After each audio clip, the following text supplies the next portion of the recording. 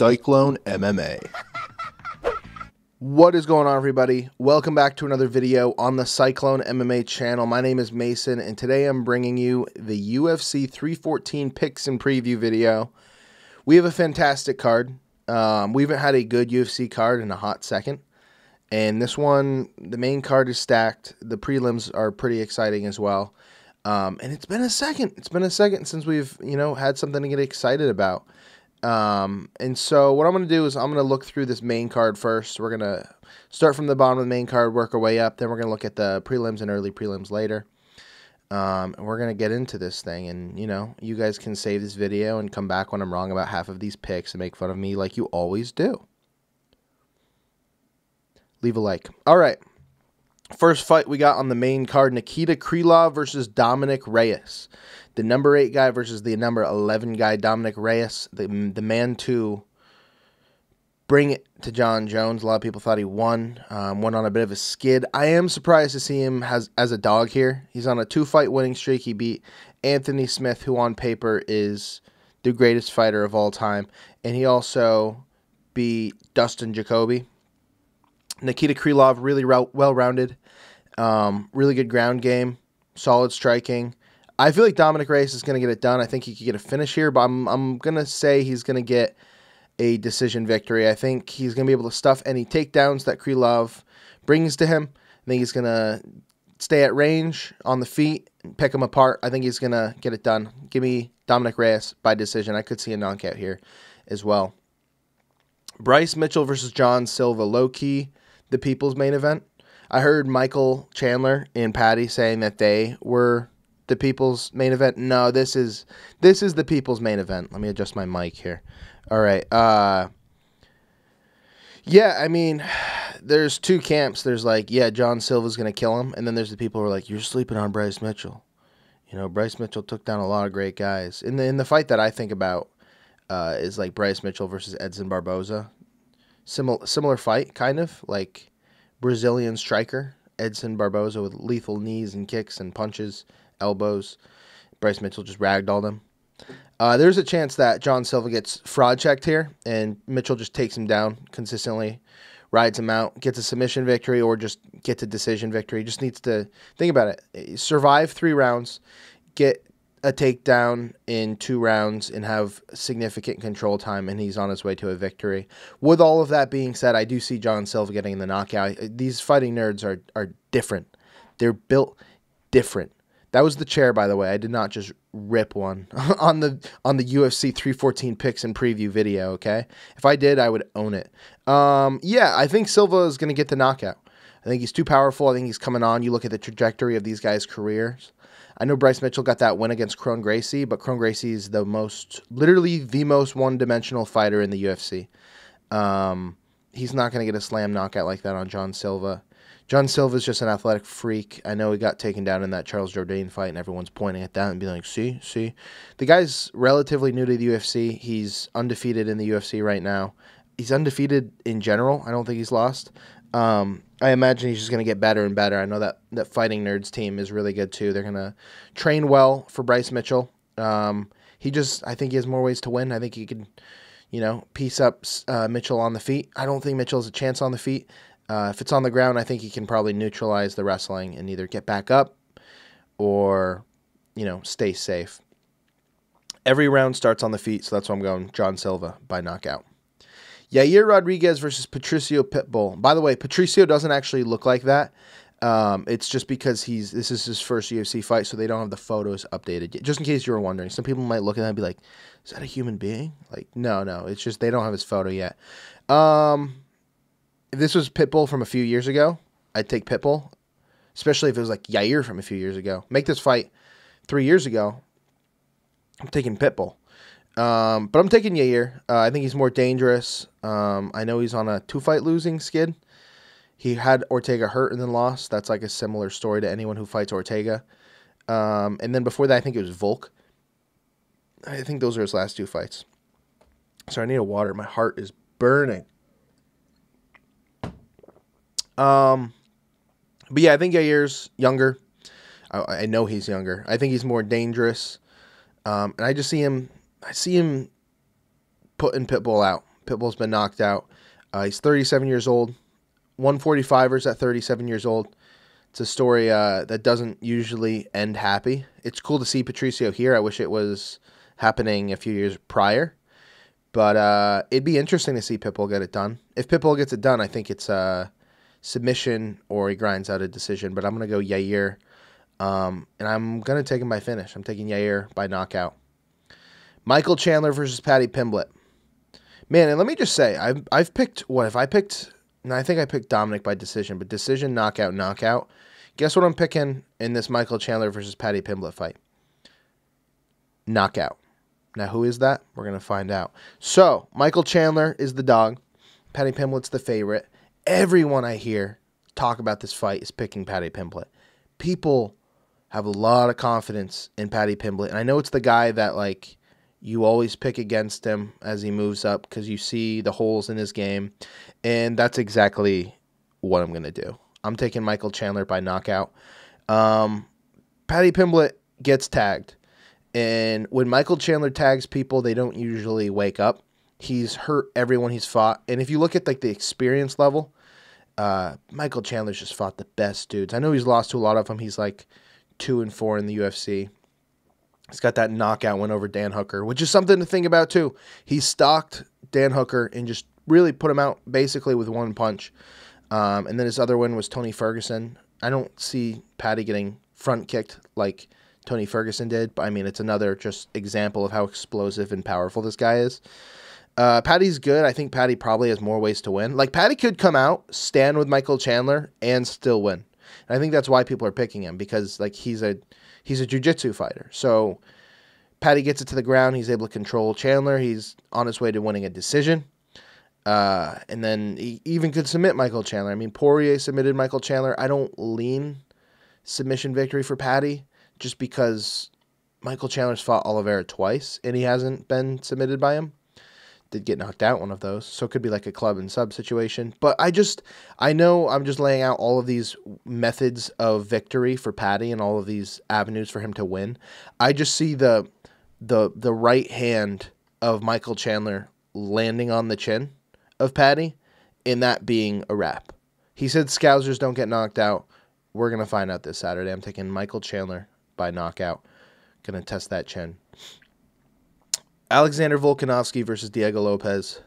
Surprised to hear the pundit view of this fight as well. Everyone's sleeping on Volk. I see so many memes online where it's like these dudes crying because they're putting money on Lopez, and it's like, you know, turning their back on their boy. I love Diego Lopez as well as Alexander Volkanovski. Like, this is one where whoever wins and whoever loses, I'm going to be happy with, and I'm going to be sad with, because I really like both of these dudes. It'd be cool to see Volkanovski get the belt back. But for the sake of the division, I kind of want Lopez to win. That way it's like maybe the best 145ers at 145. We saw Ilya beat Max and Volkanovski. We haven't seen Ilya beat Lopez. So there's, you know, that whole storyline there. Everyone's siding with Lopez. I know Lopez here is a plus 102 dog. It's basically a pick'em. Any pundits that I've heard from, everyone's like, Lopez is going to win. And I'm going to go with Alexander Volkanovski. Now, I was a guy who picked Islam to beat Volk, and I was a guy to pick Ilya to beat Volk. And I don't think Diego Lopez is Ilya or Islam. He's really dangerous for 2 rounds. I think the first 2 rounds, Volk's going to be tentative. I think he's going to be trying to keep it at range. He's either going to keep it at range and stay away, or he's going to go for takedowns. He's got to be careful on the takedowns because Diego Lopez has really good jiu-jitsu. You don't want to get caught in a guillotine. But I think Volk is going to find a way to get Diego Lopez tired. I think he's going to take him into deep waters, and I think he can even get a finish in like the 4th or 5th round. So I am going Alexander Volkanovski by knockout in a late fight victory. Yeah, that's how I'm feeling. Let's go on to these early prelims now and go through these kind of quick. Nora Cornell versus Haley Cowan. Cowan? I think it's Cowan. Cowan? I think it's Cowan. Nora Cornell the slight favorite. This is kind of a pick'em. Nora throws with a lot more oomph. She throws to try to kill, and she's got a finish in the UFC. They're both relatively new to the UFC. Haley Cohen is a lot more technical, and she's going to try to get this fight to the ground. I think Cornell is going to be able to keep it on the feet, and I think she's going to wear on Cowan. I think she's going to get a decision victory. This one could go either way, though. I see a world where Cowan wins. She's more technical, but I just see Cornell being the dog. I see her throwing punches, trying to go for the finish. She's a ranked fighter right now. Not that you can go off of that. But I'm taking Nora Cornell by decision. Next, we have Trayshawn Gore, Ultimate Fighter alum, versus Marco Tulio. I'm taking Marco Tulio. I don't know why they don't have the odds here, but I know Tulio is the favorite, and for good reason. I was watching the highlights of this dude. Incredibly dangerous. The one thing I fear is Marco Tulio does a lot of spinning shit, spinning elbows and spinning kicks, and he's always just trying to throw offense. He's got a little Shara bullet in him. Throwing spinning shit against Trayshawn Gore could leave him susceptible to getting knocked out. Trayshawn Gore's got a lot of power. But I think Marco Tulio's got more ways to win. I think he's a better fighter on the feet, and I think he's a better fighter on the ground. Maybe Gore has the power advantage, but Tulio, if he cracks, he's going to knock you out no matter what. So I'm taking Tulio by decision. I want to take knockout, but I feel like I can't pick every single fight on this card to end in knockout. Sumadarji versus Mitch Raposo.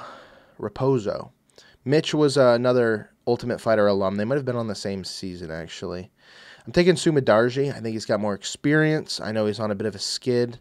But if you look at it, he's got like twice as many fights as Mitch. He's been in, really high-level fights in this flyweight division. Almost beat Matt Schnell in like a Fight of the Year contender a couple of years ago. I'm taking Sumadarji. I think Mitch is good, but I don't really see him cracking the top 15 in the UFC anytime soon. I could see that for Sumadarji, though. If he's not already there, they don't have a number near him, so I guess he's not, but I think he's probably close to that. So taking Sumadarji by decision. I think Mitch is durable enough. I think Mitch, his key to victory is getting takedowns on Sumadarji. Sumadarji wants to keep it on the feet. He's really dangerous on the feet. Cedric Dumas versus Mikhail Oleksiejczuk. I want to be able to say Oleksiejczuk so bad, and I know I'm just like slightly off. I am taking him in this fight, though. He is the favorite. I think he's the more well-rounded fighter. He's got the better resume. He's fought the better opponents. I know he's lost to guys like Kevin Holland, and like fucking Shara Bullet and Michelle Pereira. But Cedric Dumas is none of those dudes. I think that experience is going to help Oleksiejczuk. I think Oleksiejczuk's the better striker. I think he's the better decision maker, and I think he's going to win this fight. Going to the prelims. Oh, I guess I could have just scrolled up. Going to start down here. Darren Elkins versus Julian Erosa. I'm surprised to see all of these people taking Darren Elkins. Like, I get it. The dude's durable. He can make stuff a dogfight, but I think the ground game of Julian Erosa is going to erase all of that. I think he's going to just control Elkins and probably bring it to a decision. It could be a submission victory for him, but I don't have a lot of stock in Darren Elkins, even coming off a win streak. So I'm taking Julian Erosa. Probably going decision here. Jim Miller versus Chase Hooper. Minus 800 Chase Hooper. What am I not seeing? I know he's really good. I know if you're looking at momentum, you got the 40-something-year-old Jim Miller, and you got the young buck Chase Hooper. But maybe it's just like the fact that I can't see this grown man UFC legend Jim Miller get dog-walked by like skinny Chase Hooper, son of Ben Askren. Give me the dog Jim Miller. And give me Jim Miller by decision. Give me a fight of the night, fight that no one expected, blood and guts, Jim Miller coming away with the victory. Big praise on the fight that no one's really talking about. But I don't know. I think Jim Miller's still dangerous. He's been fighting way better fighters than Chase Hooper. The experience is going to be there. He looked okay. I know he lost to Bobby Green in his last fight, and that looks bad because Bobby Green's been getting slept. But I just know, like, I feel like he can hang. I feel like he can hang. I feel like he's dangerous. I feel like he's got some pop. If it's on the feet, I like his chances. His wrestling's good. I know Chase Hooper is a motherfucker on the ground, though. So, like, obviously he can submit. No, he can't submit Jim Miller. I don't think he's going to submit Jim Miller. I think that's Chase Hooper's key to victory. Just give me Jim Miller, okay? Maybe this is a heart pick over a brain pick, but I like it. Fuck it, you know? Jim Miller. Just minus 800, dude. You can't. Minus 800 for Chase Hooper is insane against anyone. All right, we got Yao Xiaonan versus Verna Jandiroba. It's kind of a pick 'em. I want to pick Yao Xiaonan after her performance against Zhang Weili. In my head, that was a really good performance. And then I looked at the scorecards and like the media scorecards, and she won like a round. But didn't she have Zhang in trouble? Like, why do I in my head that was such a close fight? Maybe Zhang's so good. I don't know. I digress. I'm taking Verna Jandiroba. She's on her way up. I think Jan's on her way down. They're still, you know, Jan's still young. She's a great fighter. I just feel like Jandiroba's on a title fight trajectory, and I think she's going to continue here. I think she's going to outwork Yan Xiaonan, and I think she's going to get a decision victory. Final fight we're going to talk about today is Dan Ige versus Sean Woodson, a pick'em. Apparently, Sean Woodson fought in, like, boxing, and he fought as a heavyweight, and now he's a featherweight. Being a heavyweight and then being a 145er, it's like, holy shit.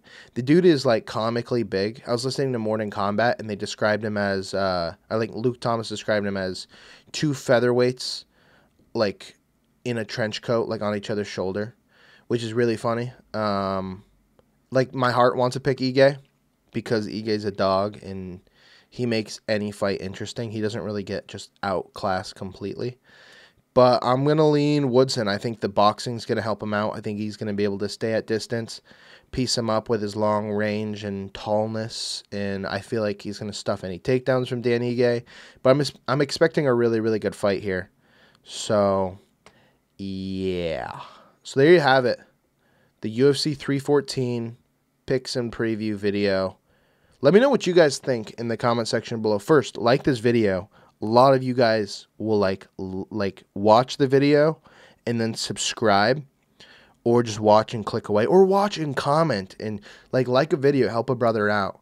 But yeah, let me know in the comment section below who you disagree with. Like, what picks do you have that differ from mine? Let me know what I'm missing.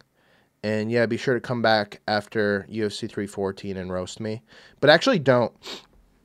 Well, you can. I'm not actually going to be watching on Saturday. I have my friends are having a like double birthday party, and they got a keg, and it's going to be a lot of fun. So I'm doing that, and I didn't want to like only half pay attention to fights. Well, you know, you don't want to be that guy in the corner watching fights on his phone. I've been that guy like recently. So what I'm doing is I'm just like not going on any social media platforms, and then on Sunday morning, I'm going to have breakfast, and I'm going to like have some friends over. We're going to just watch all the fights through. So I'm placing my bets early, ignoring everything that's happening, and then pretending as if I'm watching it live Sunday morning. So it'll be a while before I'm responding to y'all and accepting all of this criticism for every wrong pick I get. But that's all, guys. I hope you enjoyed the video. If you did, be sure to leave a like below, comment below, subscribe below. Peace out, everybody.